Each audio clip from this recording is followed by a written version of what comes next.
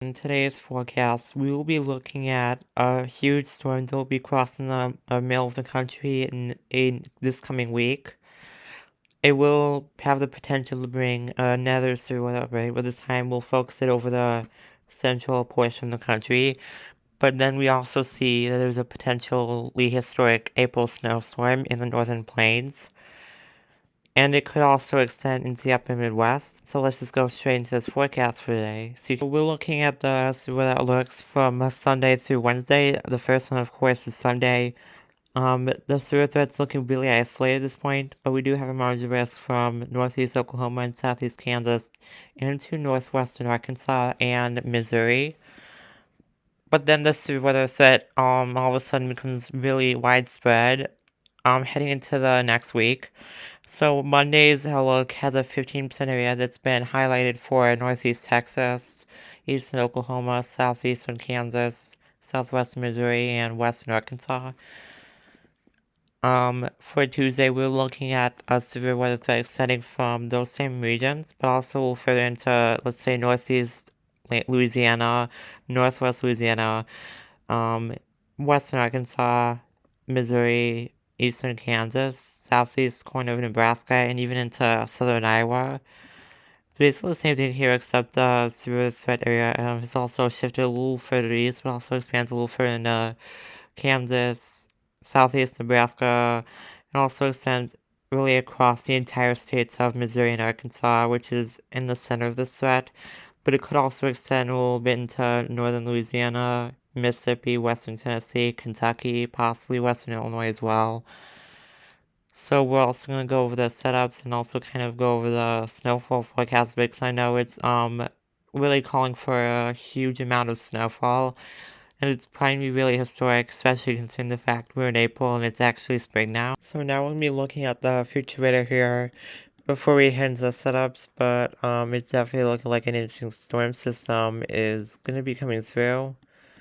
We'll also continue to look at all this together, but it's looking like there could be potentially 2 rounds of snow for the upper Midwest and northern tier. One of them could occur Saturday night and Sunday morning. But then the next one, I would say it would come for mainly the northern tier in the northern plains.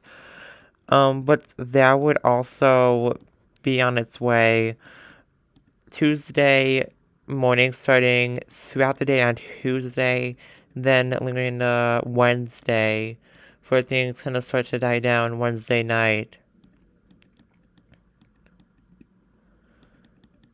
As for the expected severe weather to the south of all of this, there's probably gonna be multiple rounds of that, as we obviously saw.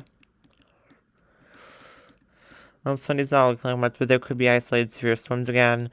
But we're looking at Mondays. It's not looking like much beyond the lower Mississippi Valley, possibly the southeast, but there's a bigger threat for the lower Mississippi Valley, because that's where we're looking at. As then things kind of really get started Tuesday night into Wednesday morning for the central U.S.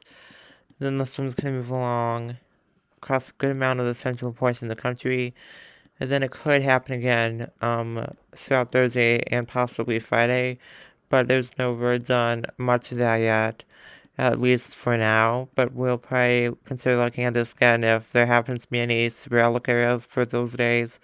Again, we'll mainly focus on the core days, Monday, Tuesday, Wednesday, for possible severe weather in the middle of the country.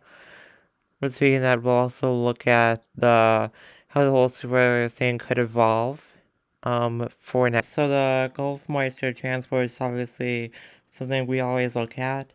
It's going to begin Sunday, and it's going to do so across a good amount of the country. All the big air dew points are going to be probably limited to the lower Mississippi Valley, maybe perhaps overall severe threat for now, with 60s for those region. And then those values also really begin to affect as the storm system finally comes through. And those values could reach really far to the north. And I'm saying like possibly southern Minnesota, Wisconsin, Michigan, as far north as those states. but also pretty much everywhere else for the Midwest, and also a good amount of the eastern portion of the country. Could be seeing those kind of values. So yeah, Gulf moisture is me taking over the eastern half of the country for next week, but it will probably be in a more favorable threat for severe weather across the Midwest again, as it usually has been so far, at least this spring. But as we head later into the season, we'll also start to see that severe weather area tend to focus more on the central latitudes of the country, and possibly start to see a little bit of activity up here in the Northeast, as I mean there has been, but these areas really haven't seen much at all so far. And those areas could also see some sort of potential late spring. So now we're just going to basically go into the rest of the setup maps, and then also look at the snow. But of course, we'll also look at the instability, which could be building across a good amount of the country, at least for the Sunday portion of the threat, and it could be later into the night into Monday morning. Some of these values are insane, although I'm not really sure that's gonna really lead to such a dangerous outbreak for really any region yet. And then things really kind of start to ramp up for some areas to the north, such as Kansas, Nebraska, Missouri, Tuesday.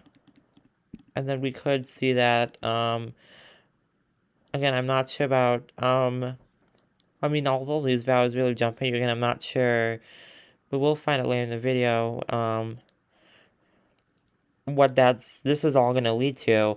And it could, again, bring some stability as far north as, Illinois, Indiana, Michigan. So we're also going to kind of take a look at the shear map. But it could also, again, it's possible it could linger through Thursday and Friday across these same regions, where there could be some resulting severe risks. And then this kind of really just dies down after that. So now it's time we just head into the west. Looking at the jet map, we're basically seeing that some more of the shear will probably, of course, be limited to the more northern areas, but it could also be extend a little bit into where we're seeing a severe threat. So obviously, Sunday might not be out of the question first, whether as you saw that isolated severe weather threat area, and then all that she just kind of moves in for Oklahoma, Arkansas, Texas, Kansas, Missouri. So those areas, it's more limited down here, so that could dampen the severe weather threat a little bit. But we could see that more pronounced severe threat again across Oklahoma, Texas, Arkansas, Kansas, Missouri. And then all kind of continues into Tuesday. Unfortunately, if that's something that intenseness really does happen to mix in with that shear, as this model could indicate, that could lead to some concerning severe outbreaks if all the other dynamics also kind of cooperate. Now another good news about where we're seeing in some of these regions, it could be less enough of a threat that we wouldn't really be looking at quite a significant severe weather threat. And then jet just kind of moves over here across the Midwest as a storm system moves through a lot of that cold front and the dry line, which I know is also being talked about. So yeah, as all that moves through, we're gonna now head into the snowfall maps and do a model by model comparison like we usually do when it comes down to winter maps. We are looking at the snowfall maps according to the models. So there's 4 models we're looking at here. The first one's European. But we do see some concerning snowfall amounts, possibly exceeding 2 feet in some areas, such as southeastern Montana, western Dakotas. But we could see widespread totals of at least a foot across the northern plains. Canadian is the same thing, except it would really be dropping an insane amount of snowfall, 3 to 4 feet possibly, in some of the Dakotas. DFS is a little lighter, but we still see widespread totals of at least a foot. So that would be like eastern Montana, North Dakota, and also northern Minnesota. Of course, also much of the Rockies, as you can see that. The UK model is also really similar to the UK in many different ways. but it also has indications of possibly a quarter of 2 foot plus snowfall in North Dakota. Again, everything's subject to change, but this is what the forecasts currently look like across the plain snowstorm.